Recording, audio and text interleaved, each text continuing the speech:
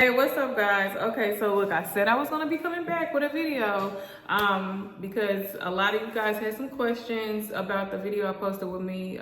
My son died, tragic story, and it definitely is a tragic story that will live with us for the rest of our lives, especially for my kids who actually witnessed my son's dead body before I got to see it. And then with me too, when I was trying to do CPR in him, his vitally fluids was coming into my mouth. So I still can taste them via those fluids to this day. Like they would never leave my mind. And then just left me traumatized. Like I've lost a lot of loved ones, but losing a child is like the hardest of all of them. I'm a person who, like when I grieve, well, when I used to, I didn't cry. Because I feel like crying is not going to bring that person back or change the situation. It's a part of life, and I just have to adjust to what is now being presented to me. And so this is something I did when I was a teenager. My mom went to prison, and they said she had 65 years and that she would serve 30 years. I was just like, wow, you know, some probably would have cried, probably would have lost their mind. My younger sister, she had a lot of behaviors because of it, but I was like, me acting out is not gonna bring my mama home. Nor is it gonna change that she gotta do 30 years in prison. So I never cried. And my aunt, which is my grandmother's second oldest daughter, she's under my mother. She has a degree in psychology, and I remember her telling me, like, Latoya, you don't cry about anything. One day you're gonna have to sit and cry. Crying is healing. And I'm just like, what am I crying for? It's not gonna change what is present. And so she was like, I understand that. She said, but crying actually is healing. And so I've learned over the years, you know, becoming an adult, an older woman, that yes, crying is a part of the healing process, and sometimes it is necessary to cry. So when you have to cry, cry. Do not be ashamed. Do not hold them tears back. Do not fight it. Cry. You're gonna release a lot of stress, and once that's released, you feel a lot better. But don't cry too long. What Ty Tribbett said, only one night. If you cry for one night, okay? Because joy comes in the morning, all right? Joy comes in the morning, I promise you. As long as you got life in you and you can live it, you can make things better. And then also know too, the power of the tongue, it is powerful. It speaks things into existence. So if you are going through heartache and you are facing it, just start speaking positivity over your life. Start doing positive things. And that's what helped me. A lot of people was like, well, how did you make it? How did you get through? God, it's the God that's in me. God is in me. And because God is in me, I was able to get through it. I know for a fact without God, I would not be sitting here right now today. I would have not been able to continue on life. He was not my first death. My first loss was my mother going to prison for 30 years. She's been in there 27 years to this day. After her, it was losing. My first death was my husband. That was crazy. And each death, it was always something crazy or somebody like starting crazy rumors, which it didn't make sense.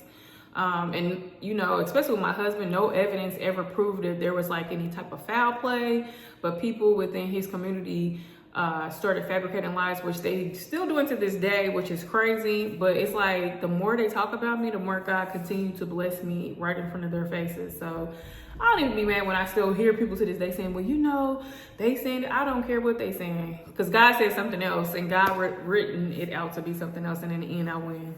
So keep talking. Thank you. So the first death was him. Then 5 months after my husband passed away, my youngest sister was murdered by her abuser. She was in a domestic violence relationship by her son's father, which her son is my son because I adopted him. So that's why I say son. I adopted him when he was 3, and his sister, she was 2 months old. Now, my sister had 2 kids. He murdered her in front of the kids. My nephew, son, who passed away, was only 3 years old at the time. His sister was 2 months old, and it marked him, it scarred him. But because he seen his father take his mother's life, he was a traumatized child, and he had severe behaviors to where they had to put him on medication. I'm going to therapy appointments. I remember when he was in kindergarten, the principal calling and telling me like, hey, you know, every day there is a behavioral problem, and we see that you're working to try to help. We know what happened with him. We know his story. We want to try to work with him. But in order for him to continue to go to school, you're going to have to get him to a psychiatrist and get him on medication, because we don't see any other way of him, you know, making it through school. And so he wasn't just having behaviors at school, but he was having it at home. And we had, you know, good things in place at my home, you know, because he's seen that. Of course, he did have a therapist coming out to see him weekly.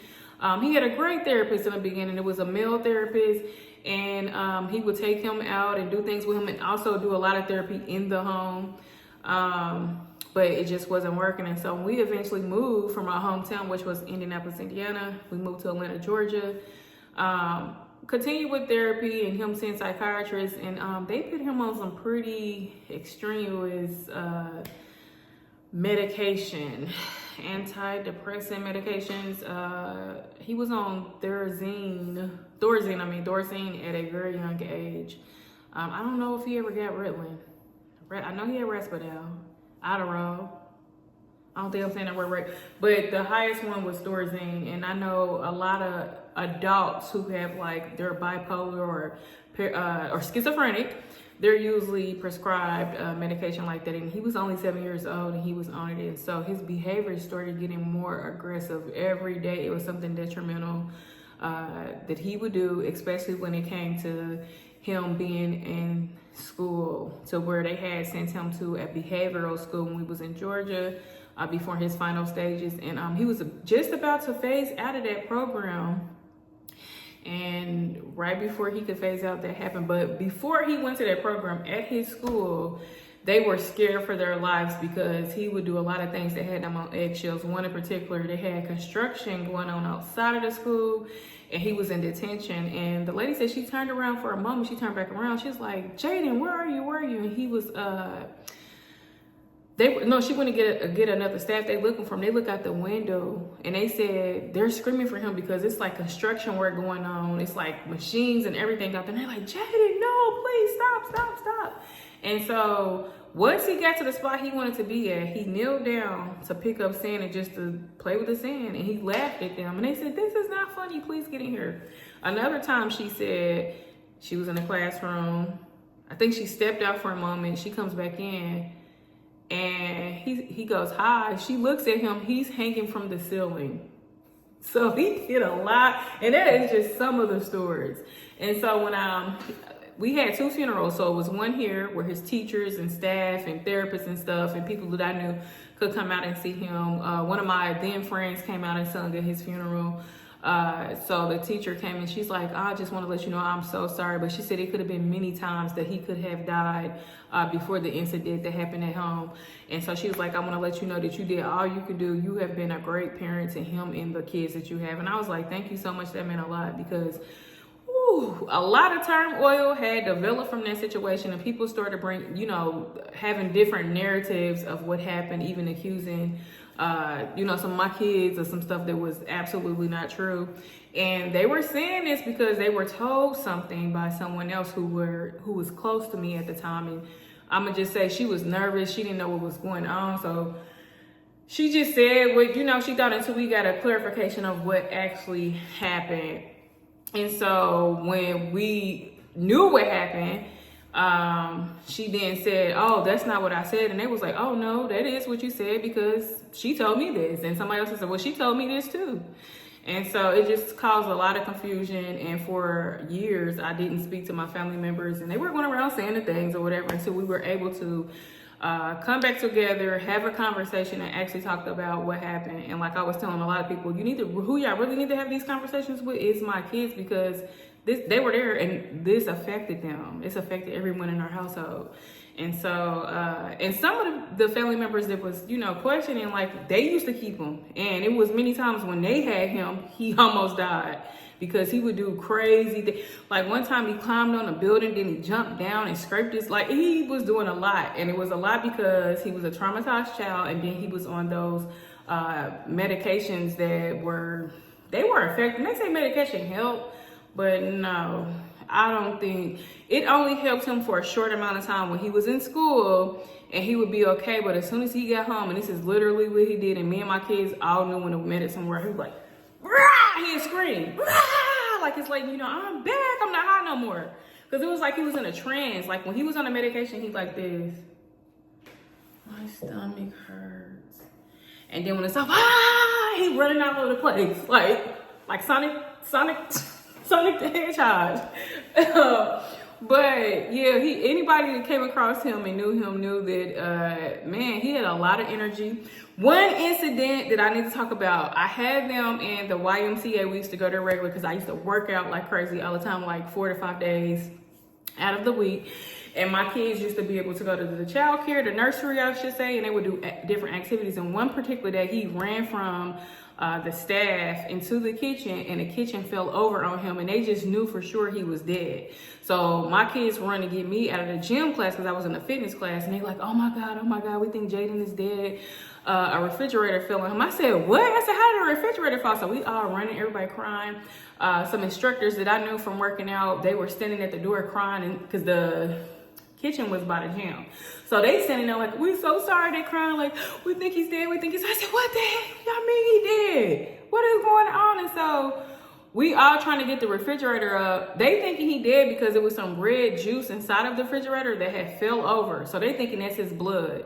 He's quiet the whole time. So we all thinking he is dead. So, and I can smell that because it's crazy. So we lift the refrigerator up and he jets up.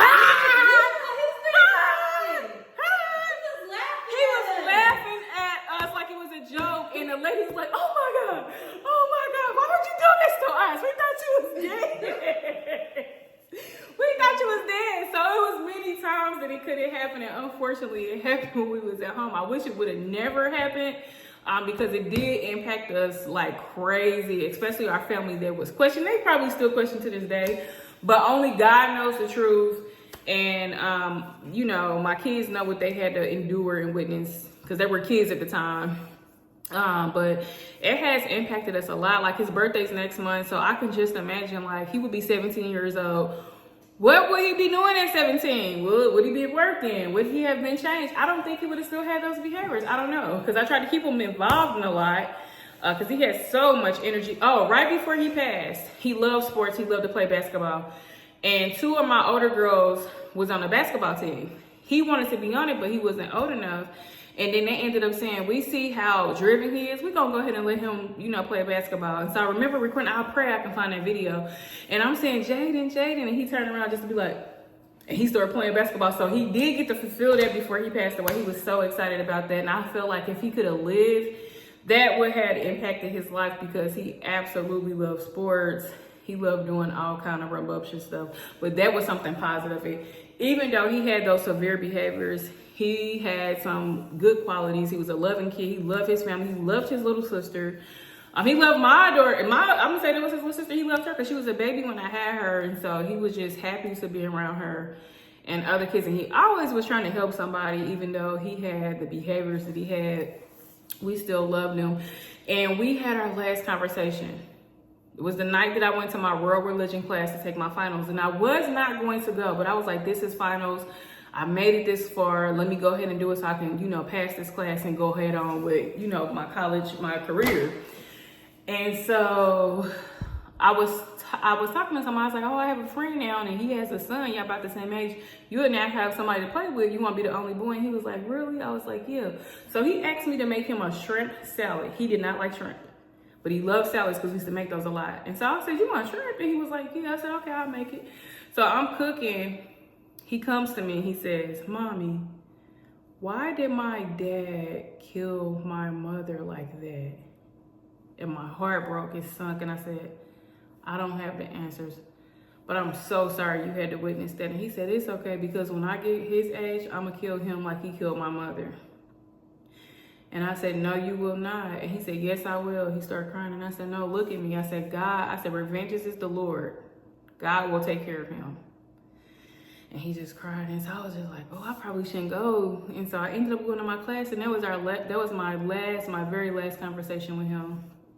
Was that it was on his heart. And so you can just imagine, you know, being 3 years old, being left with memories of your biological father murdering your mother in front of you, and him just trying to deal with life. He was only 3 at the time, but when he passed away, he was 7. So I only got to get 4 years additional with him after that happened. But my sister used to live with me. She had got emancipated though when she was like 17, because I think she had him at 17, almost 18 or somewhere like that. And through her transition, and she would, you know, she had a place and then she lost it, and then she had a place, but she would also live with me during her pregnancy and even after she had him. And when she was in school, he was having behaviors. I would have to go to his daycare and pick him up. Like, I was always involved in his life. Yeah, but I remember sometimes she'd be like, hey, can I come over and wash clothes? And I'd be like, oh, not this time. Because when he came over, he was tearing it up. I had two little girls at the time, and them little girls are something, a handful too. But when he came over, it was like, woo, I said, I don't know if I can tolerate all this. So I kind of regret, I wish I could have spent, if I knew I wasn't gonna have both of them, I would have spent more time with them, because we lost his mother, which is my biological sister. She's my maternal sister. We have the same mother, grew up together. I even raised her. Like I said, I had custody of her when she was 16, and then she got emancipated. So I've been active in my sister's life a lot. Now, our mother's younger sister did raise us when my mom went to prison. So she had got us when I was a young teen, and my little sister was a little girl, and she had us until I was 18. Then once I got 18, I got on my own. And then when I was like 21, 22, yeah, like 22, I ended up getting custody of my sister, and it was short. She went and stayed with a relative of mine because she thought because we were sisters that she was gonna have her, like, do what she wants. She didn't have to go to school. I'm like, no, we sisters, but I'm a mother at the same time, so you have to go to school. You have to get your education because you're gonna be going to college. You gotta get a career. Like, you're gonna be on the right track and stuff. She was a little rambunctious and like, no, I wanna do what I want to. Trying to come to my house at 3 or 4 in the morning, so I had to lock her up, up. Like, you ain't about to be in my house doing that. And so she didn't like my rules, and she went to live with my cousin, and my cousin took her in. We so happened to live in the same apartment complex, which my cousin lived in the front, I was in the back, and she let her stay with with her. Then her caseworker that she had would let her get her emancipated, and that's when she got more involved with the father who murdered her, and everything just went downhill from there. And so this is crazy. When I had actually got custody of my belated sister's kids, they were going to, what did they give so long story short, now my sister had 2 kids. She had the 2-month-old baby girl, the 3-year-old son, which I had adopted them. Now, the father who murdered my sister was aware that the baby was not his. So when the social workers came, like, well, hey, do you know who father the child is? It was me who said, yes, I know who it is, because I had to force my sister to contact his family when she had the baby, because she really didn't want her daughter to be by him. She wanted to be by the guy that killed her. That's how much she loved him. So I was like, you need to call him, let him know. And so I remember having this conversation and her telling me the guy's name. And so me being who I am, I tell them who he is. I could have simply not said anything. They get a paternity test. He was in prison. They said, once he get out, we get the paternity test. They get the paternity test. It's his. They tried to offer him services. So we are at a visitation center, and that social worker who emancipated my sister walks by and see me, and I'm just looking at her like, you were the lady who emancipated my sister to be with the bozo who murdered her. And now I have her kids. Anyway, so I was the one who told the social workers about him. And so they tried to offer him services, but he failed terribly with the services. Now, his mother and some of his family members are active. The mother more so is active with my niece to this day now. She's 14 years old, so I've raised her from 2 months old to now she's 14 years old, and now I have family helping with her too as well. But now she's 14, and the grandma is most active out of anybody in that family, so I definitely appreciate her for that. But yeah, that was our story. We went through some crazy stuff. We did have a support system with my father. After he passed away, me and my kids moved to LA. Okay, my camera had cut off, y'all. So look, after my son passed away, my father was like, come to Chicago where I can help you. I don't have to fly to Atlanta whenever you got something to do.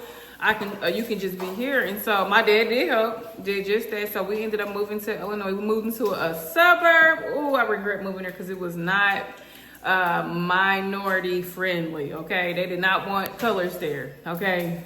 They didn't want us there. So anyway, we moved there and my dad helped. So while I was working, I didn't have to put my youngest daughter in daycare. He said that him and his wife, which is my stepmom, would keep her, and they did just that. They went above and beyond. My baby even gained some weight, okay? They had got my little baby plump. Then she was a little skinny little thing, and she had a little belly. But she had great memories with them. And so recently we did lose my stepmom. And then I lost my maternal grandma the day that we buried my stepmom. So it's just been kind of look crazy. So have 2 funerals in 1 month. And then my belated son's birthday will be coming up next month. And like I said, he would have been 17. So anyway, I have more stories. We'll talk about that on another video. But thank y'all for watching the videos. I greatly appreciate it. If you have not subscribed, please make sure you subscribe to my YouTube channel. Please make sure you like, you share, you comment. Let me know your thoughts and share, okay? Because this story is going to help someone. And then next I'm going to be talking about Section 8 because people had so many questions. Some like, you can't live like that on Section 8. Yes, you can. And just because somebody on Section 8 does not mean that they don't work. I'm not on it now, but back then I was, okay? I'm not now. I'm self-sufficient. Thank God for that, but I will never downplay Section 8 or anybody that's on it. If you own it and you looking to live in a better situation and I can give out information that's going to help, I'm going to do just that. We are not gatekeeping over here because it's not going to hurt me to tell you how you can make your life better.